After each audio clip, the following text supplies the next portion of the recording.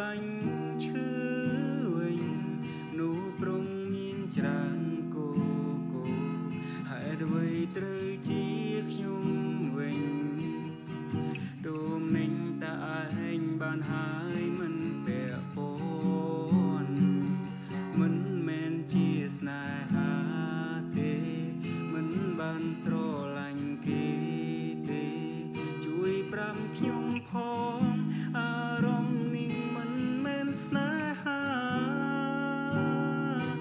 មិនបានណាំបែងដងអូនយ៉ាងណាឬក្នុងចិត្តមានអ្នកណាដឹងត្រឹមពេលនេះបែដងកិនដល់ស្ងួនតាមបែ